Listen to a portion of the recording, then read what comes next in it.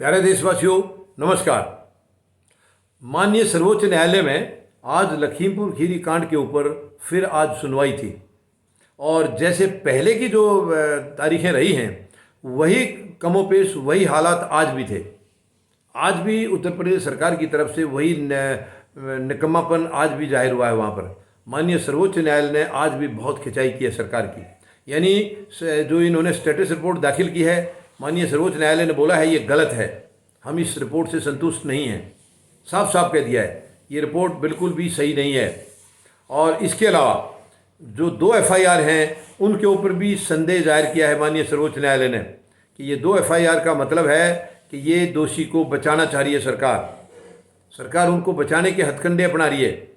बहुत कड़ी फटकार लगाई है माननीय सर्वोच्च न्यायालय ने और ये दुखद है। और इससे जाहिर होता है, यानी देखिए, कोई और कर्मचारी या कोई और साधारण आम इंसान कोई गलती कर देगा तो क्या उसको कोई छोड़ेगा से, कोई बख्शेगा से? उसको सज़ा मिलेगी। खुद सरकारें उसको सज़ा देती हैं, पुलिस उसको सज़ा देगी, उसको पकड़ के लाएंगे, माननीय न्यायालय में ले जाएंगे, तुरंत उसको सज़ा होगी छोटी मोटी गलतियों के लिए भी। लेकिन सरकार लगातार गलती कर रही है, लगातार बेरुखी कर रही है, माननीय सर्वोच्च न्यायालय के आदेश का उल्लंघन कर रही है। तो क्या सरकार को सज़ा नहीं मिलनी चाहिए? सरकार कैसे बच सकती है? सरकार कानून से ऊपर नहीं है, देश से ऊपर नहीं है, संविधान से ऊपर नहीं है। तो सरकार को क्यों इसके अंदर सज़ा नहीं मिलनी चाहिए? बार बार माननीय सर्वोच्च न्यायालय जिन पॉइंटों को उधर वो कर रहे हैं, बता रहे हैं, जिनके ऊपर इशारा कर रहे हैं माननीय सर्वोच्च न्यायालय, उनको सरकार आखिर क्यों नहीं मान रही है, क्यों पूरा नहीं कर रही है? ये बहुत ही दुख की बात है। क्या सरकार कानून के नीचे नहीं आती है? सरकार क्या तानाशाही से चलेगी? माननीय सर्वोच्च न्यायालय ने पिछली बार भी कहा था, ये एक तो इन्होंने गवाहों की लिस्ट कम दी थी, फिर उनकी जो टोटल जो थे विटनेस जिनकी लिखित तौर पर हुई हैं वो कम हुए थे, और आई विटनेस जो मांगे थे वो बहुत कम थे।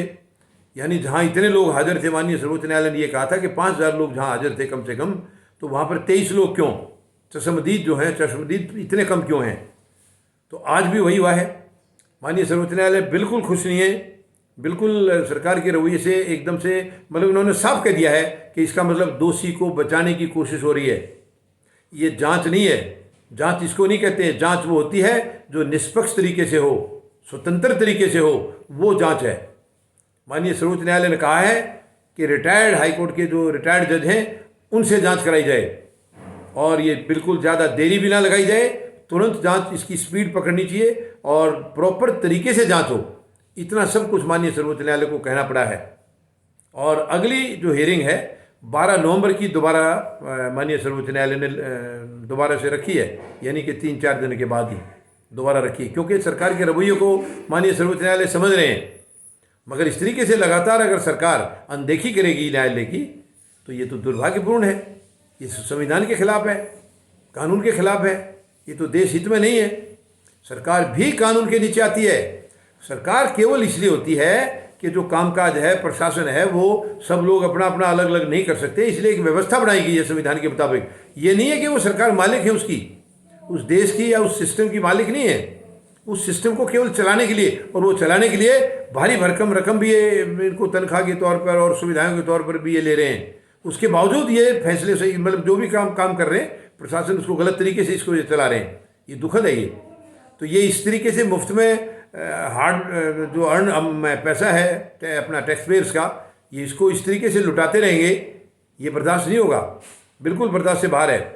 तो माननीय सर्वोच्च न्यायालय जो भी पॉइंट आउट कर रहे हैं, जहाँ भी इशारा कर रहे हैं, वो सरकार आखिर क्यों नहीं पूरा कर रही है? तो इससे साफ जाहिर है माननीय सर्वोच्च न्यायालय का बिल्कुल सही कहना है कि ये दोषी को बचाने के लिए ही हो रहा है। और अगर दोषी को बचाने के लिए नहीं हो रहा होता तो जो लड़का जिसने गाड़ी चढ़ाई थी उसके पिता आज भी गृह राज्य मंत्री के पद पर विराजमान हैं, क्यों नहीं हटाया गया उनको? ये कैसे संभव है कि पुलिस की इन्वेस्टिगेशन एक गृह राज्य मंत्री के नीचे उसके रहते हुए कैसे हो जाएगी? ये बिल्कुल संभव नहीं है। मैं माननीय सर्वोच्च न्यायालय से निवेदन करूंगा, प्रधानमंत्री महोदय उसको नहीं हटा रहे हैं, लेकिन गृह राज्य मंत्री को तुरंत उसके पद से बर्खास्त किया जाए और उनके ऊपर FIR करके उनको अरेस्ट किया जाए।